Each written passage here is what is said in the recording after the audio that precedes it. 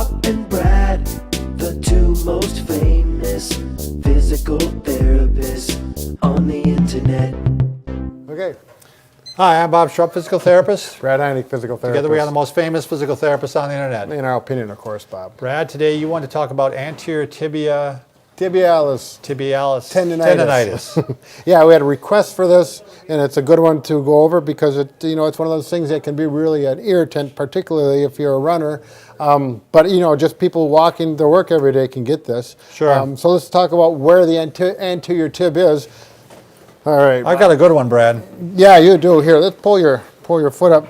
The muscle for this, the muscle belly, is actually way up here on the side of your shin bone, where if you bump your shin, it's so tender, it's that muscle right there. That's all anterior tib, and that muscle goes down here into the tendon.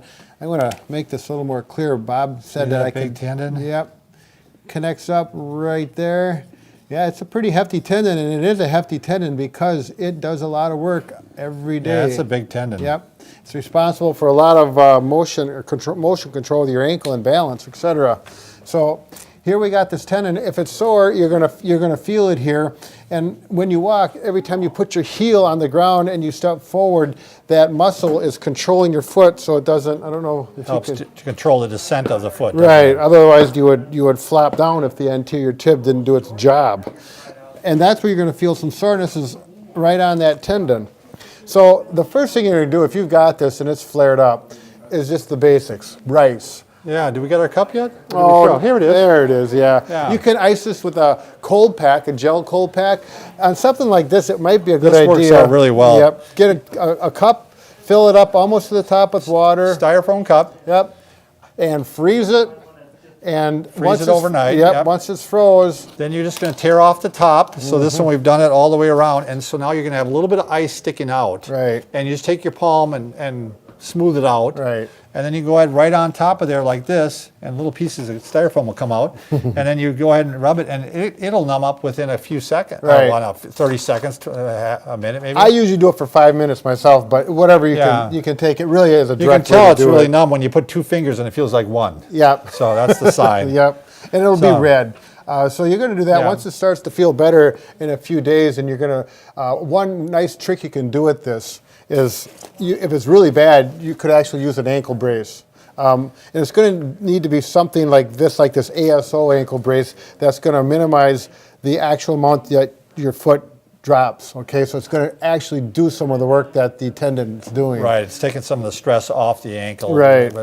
And by the way, Brad, before we go any further, if you're new to our channel, we want to make sure that you are aware that we do want you to subscribe to us. We have the subscribe button down there. It's free, and Brad's not usually as irritating as he is right now. And we're going to teach you a lot about how to keep your body fit and healthy and pain-free. So, all right, we're moving on. And we appreciate it. Yeah. Okay, so after a few days, you can get to the point. Now, this is going to be a real nice key, and we're going to do a cross-friction massage on it. And we've done this on other videos. You can do a cross-friction massage on pretty much any part of the body. Right. Okay, if you got an injury like this is a repetitive motion injury typically. You're just going to take two fingers like this, and it depends on how you want to do it. Sometimes you can do three. I usually just do two, and my third one pushes over. Sometimes people go one on top of the other. Sure, yep. The tendon goes up and down this way. This is a cross-friction massage. So we're going to go cross-fiber friction, so you're going across the fibers. Thank you, Bob. I got to work with that speech therapist more. Okay, so we're going to go across the fibers. And you're going to start out light, and then you're going to start pushing in deep, and you can kind of see how my fingers are kind of popping over the tendon. He's rubbing over the tendon now. Yep. At this point, it's going to be a little painful. After about 30 seconds, it should start to feel a little bit better. Sometimes people describe it as feeling numb. If you get that kind of a feeling, or it just feels better, then you get in deeper and you rub it. And this is a Cyriax technique that Bob talks about a lot. And Cyriax was a doctor of orthopedic medicine, yep. Considered the father of orthopedic medicine. He says you can do this up to 15 minutes, which your fingers are just going to fall right off your hand if you do that. I usually get about 3 to 4, maybe 5 minutes, and my fingers are really tired, and it usually is enough. And you could probably do it even twice a day then if you're only going to do it for a few minutes. Right. On the other hand, if you do this and after 30 seconds to a minute it's still painful, it just feels like it's getting worse, it's too early to do it. go back to the ice cup, give it a rest for a few days, continue wearing the ankle brace so that it's more comfortable when you walk. It just needs more time. We should talk a little bit about why we're doing the cross fiber, Brad. A lot of times as fibers are starting to heal, they heal in an erratic fashion. They're laying down scar tissue. And it's just like a scar. Let's say you cut yourself and you get a scar and it starts to lay down. If you bend your elbow, you can break that scar right open again. And that's what's happening with this. People find out a lot of times, oh, it's getting better. And I start running again and it comes right back again. Right. So you want to avoid that repeat situation where you actually are going to do the cross fiber. It's going to help the fibers align and be strong. And that way it won't come back again. And it'll be able to tolerate the stresses that you put on it. It gives it more of a long-term fix. Right. Okay.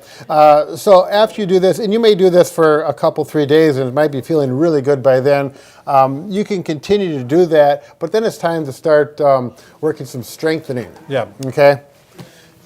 Actually, before you do that, I did want to mention. Oh, the stretching. The stretching, because the opposite muscle group is the calf muscle, and if those are tight, then you don't get the motion going up like this, and it can actually stress that muscle more. So when you stress or stretch it, this is just an incline board. Works really good for stretching your calf muscles. When you stretch that out, there is no stress on the anterior tib. It really should not be painful or irritate that at all. You want to show against the wall too, Brad? Sure. Because a lot of people don't have an incline board. You bet. You can do the same thing here and stretch. And he's stretching the back leg, is the one that he's stretching. This one's just hanging out up here. Yep. My heel's not up, it's down he's keeping here. the heel down. He can do it with the knee bent and with the knee straight. And even with the knee bent, he's trying to keep the heel down and stretching that out. So. And that one, I like to hold that for 15 to 30 seconds. 30 seconds is probably better. And do that 2 or 3 times, and then do that 2 or 3 times a day as well. Okay. All right. We're going to do some eccentric strengthening, Brad? Eccentric strengthening. A little more difficult to do, isn't it? Yeah. I like to do this if you got a pair of shoes that have some pretty substantial soles. At this point, you can go up and down like this. It's not painful. Walking's getting pretty comfortable. You'll start with your toe up like this, or toe up and on your heel, and then you're just going to let it down slow. Bring it back up and let it down slow. And do that 10 to 20 reps. And you'll feel it. It's amazing. This looks like nothing. It does look like nothing. But I feel that muscle Do you really? starting to get, oh yeah, yep.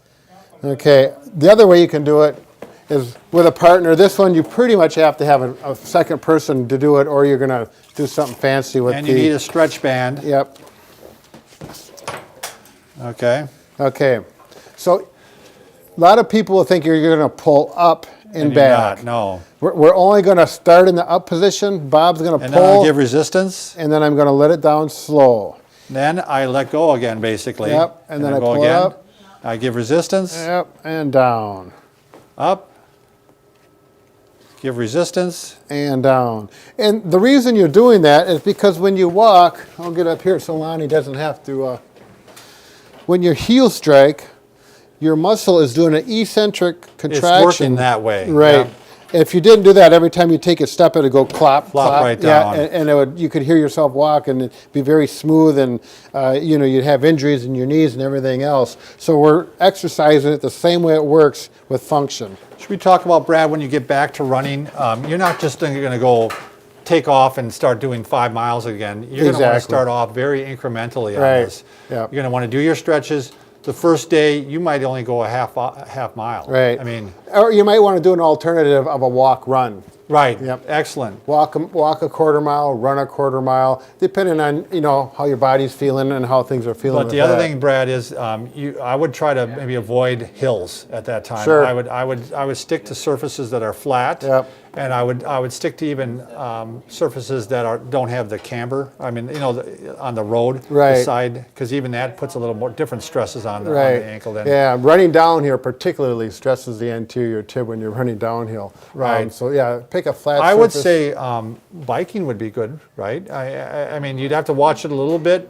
Yeah, and it depends if you're a serious biker and you're clipped into your pedals. Oh yeah, then you're going to be pulling up. Then you won't pull up as much. You're just going to have to think about pushing down. And you know, you could work that when it's feeling better. Then you could start pulling it up and actually progress it into running. But if you're not clipped in, you could bike all you want, right? Because you're pushing down basically all the Exactly. time. Instead of Yep. doing the anterior. It'd be a good way to cross train. So, okay, once again, we want to remind you that if you haven't subscribed, please take a few minutes to do so. And remember, Brad and I It takes a few minutes. Okay, it takes 1 second. Just go ahead and hit that button. And remember, Brad and I can fix just about anything, but we can't fix The broken heart. Put it up, Bob. a broken brain either, I'll tell you that. All right, thanks for watching. If it was a few minutes, I wouldn't do it.